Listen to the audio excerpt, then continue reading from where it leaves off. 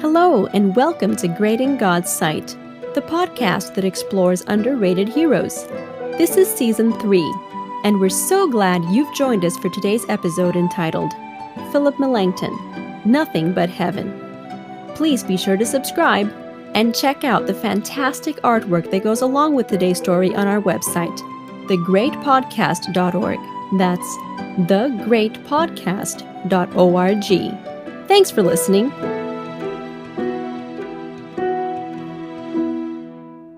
In the year 1530, a splendid array of princes, bishops, rulers, and theologians assembled in the Bavarian city of Augsburg. The rich robes of the bishops and ornamented crowns of the emperor and princess made for a spectacular event. 13 years had passed since Luther posted his 95 Theses, and Germany had since undergone substantial political changes. Many of the German cities and princes now supported the reformer and embraced his biblical teachings.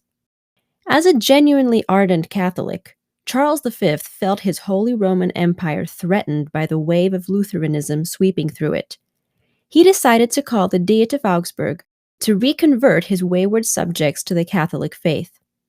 The Lutheran princes, however, were not keen on forsaking their beliefs for expediency's sake. The previous year, at the Diet of Speyer, 5 princes and 14 free cities had delineated a formal protest against Charles V's demands. But now, during these tense moments, Luther could not venture to Augsburg with the emperor's death decree still on his head. No, he must remain sequestered in Coburg Castle, in northern Bavaria. But as his representative in Augsburg, Luther chose a gifted young professor from the University of Wittenberg named Philipp Melanchthon. While Melanchthon's simple garb stood in bleak contrast to the frills and finery adorning prince and prelate, his bright eyes and high forehead attested to his sharp and scholarly mind. Here was a man fully capable of leading the Protestant coalition as well as articulating their position in writing. Philipp Melanchthon was born in 1497 to George and Barbara Schwarzerd of Baden, Germany. Schwarzerd literally means black earth in German, and when Philip grew older, he changed his last name to Melanchthon, the Greek translation of Black Earth. This modification stemmed from his lifelong passion for the Greek language. Herr Schwarzerd took great pride in providing his children with a good education and sent Philip to an illustrious school where he learned Latin and Greek. It was here that he formally changed his name. He eagerly desired knowledge of every science, but esteemed theology as the crown of sciences. By age 14, he received a Bachelor of Liberal Arts from the University of Heidelberg, and by age 17 had completed a master's degree. Erasmus, the leading scholar of the day, had the following to say of Melanchthon. What promise does not that youth, or boy as we might term him, Philipp Melanchthon, hold out? He is about equally eminent in Latin and Greek. What acuteness in argument! What quickness of invention! What purity of diction! What modesty and gracefulness of behavior! And what a princely mind! The many talents Erasmus described, Melanchthon chose to invest in the service of God and others. By the time he reached middle age, he had played a significant role in the biggest religious revolution in Christian history. The prime years of Melanchthon's life coincided with many momentous events throughout Europe. In 1526, the First Diet of Speyer granted each German state self-determination in matters of religion based on the decision of its local prince. 3 years later, however, Charles V called for a second Diet at Speyer with the goal of reversing the prince's religious freedom and exterminating heresy. The emperor succeeded in passing legislation to end religious toleration, yet it was here that a number of German princes set forth their formal protest, from where we get the term Protestant. The following year, 1530, at the Diet of Augsburg, Melanchthon presented a systematic statement of Lutheran beliefs known as the Augsburg Confession, which all the Protestant princes signed. Upon adding his signature, one of the princes remarked, "I desire to confess the Lord. My electoral hat and my office are not so precious to me as the cross of Jesus Christ. I would rather renounce my subjects and my states." Unfortunately, The emperor underestimated the determination of the protesting princes to adhere to their beliefs. Civil war ensued. Fortunately for the Lutherans, the Turks were a major military distraction to Charles V. Neither the princes nor the emperor achieved a decisive victory, but the decision of the First Diet of Speyer was finally re-established, allowing each German state to choose for itself in matters of religion. Much of Melanchthon's work of reformation during this time hinged on his relationship with Martin Luther. This association resembled the closeness of a father and a son, Luther as the father, Melanchthon as the son. Melanchthon's gentle demeanor often served to balance Luther's abrasive boldness and nudge him to a milder conduct and belief. On the other hand, Luther's courage inspired the younger man. Melanchthon never acquired complete independence of his mentor, but often used his scholarship and intellect to elaborate on Luther's ideas. It's possible that Luther never came to fully appreciate Melanchthon's mild but logical method. He once stated, "I think, when I reflect on the matter, that my way is still the best. I speak right out and scold my opponents like schoolboys, for a knotty stump requires a tough wedge." Certainly, Luther's approach was effective in some situations, but it could not always have been the best way.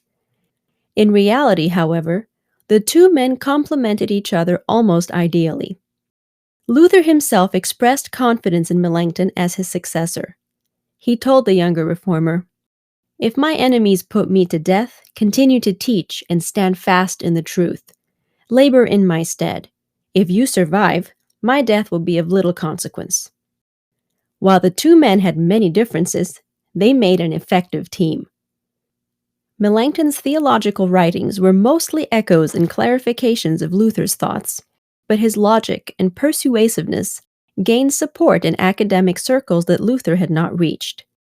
In a few areas, Melanchthon modified Luther's position. These points included the role of the believer in his or her conversion, the Lord's Supper, and the necessity of good works in salvation.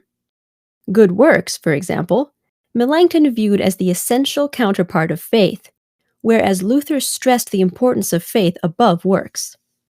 Melanchthon believed good works were necessary to salvation, but they could not earn salvation. Some Protestants accused Melanchthon of weakening Luther's teachings and even collaborating with Catholics. In response, Melanchthon said, "I know that the people decry our moderation, but it does not become us to heed the clamor of the multitude. We must labor for peace and for the future. It will prove a great blessing for us all if unity be restored in Germany." It is important to note that Germany had experienced a civil war and a peasants' revolt during Melanchthon's lifetime.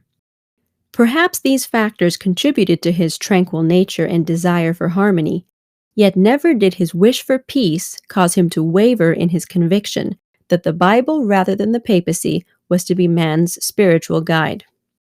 Melanchthon firmly adhered to his core beliefs, even while conceding ground on other issues to preserve peace. Education was a field very close to Melanchthon's heart.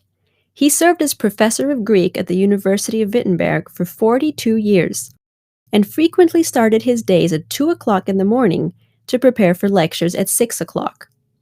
He enjoyed teaching, but his love for education went beyond giving lessons in Greek.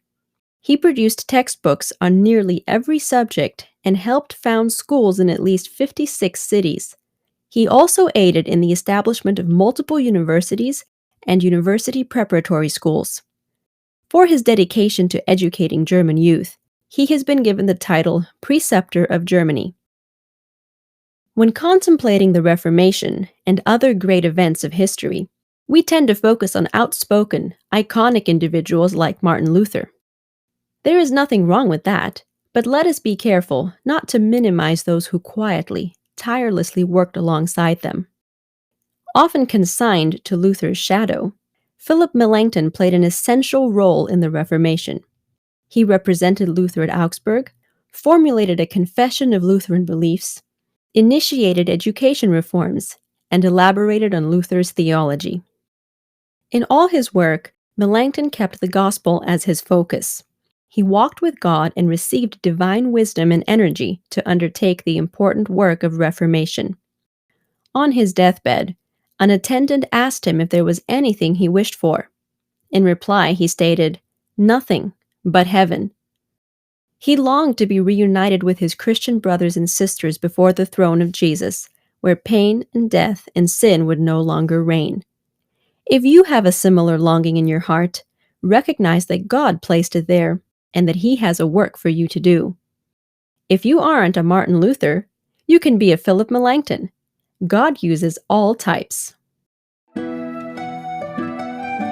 Thank you for listening to Great in God's Sight, a podcast by GYC Southeast.